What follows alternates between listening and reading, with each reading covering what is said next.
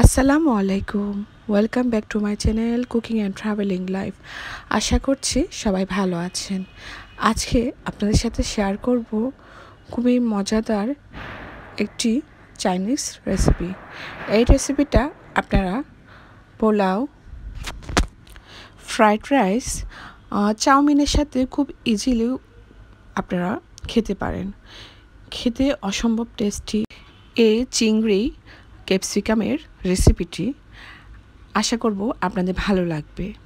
তো এখানে আমি চিংড়ির খোলস ছিলে ফেলে দিয়েছি, ক্লিন করে নিয়েছি।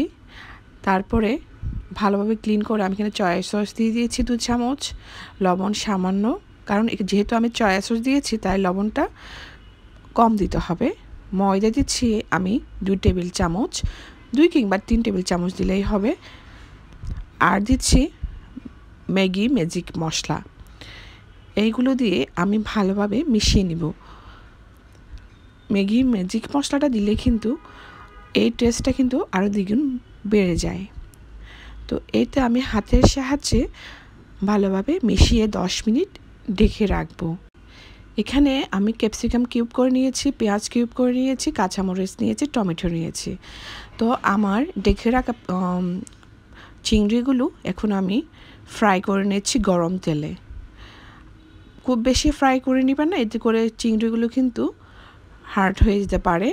আমি মিডিয়াম মোটামুটি লাল কালার কিংবা ব্রাউন কালার যখন চলে এসেছে তখন আমি ধীরে ধীরে ভাজা চিংড়িগুলো তুলে নিচ্ছি। তো এই তো দেখুন, এমন এই কালার হলেই নামিয়ে নিব, দেখতে খুব সুন্দর লাগবে। তো আমি এখন ফ্রাই প্যানে তেল দিয়েছি। এখন তেল যখন গরম হয়েছে পেঁয়াজগুলো আমি একে একে দিয়ে দিচ্ছি। পেঁয়াজ, ক্যাপসিকাম, টমেটো এগুলো সব আমি দিয়ে ভেজে নিব।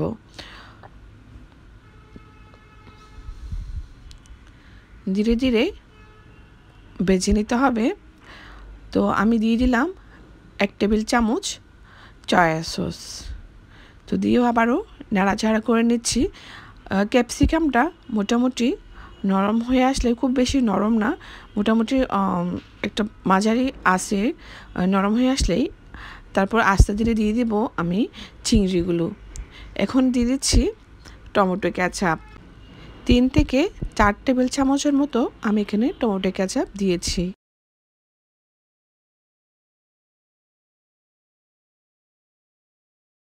তারপর দিয়ে দিব ভেজে রাখা চিংড়িগুলো দিয়ে কিছুক্ষণ নাড়াচাড়া করে ভেজে নিব আর একটু। তারপরে দিয়ে দিলাম কাঁচামরিচ কুচি। আপনারা বাড়িও দিতে পারেন,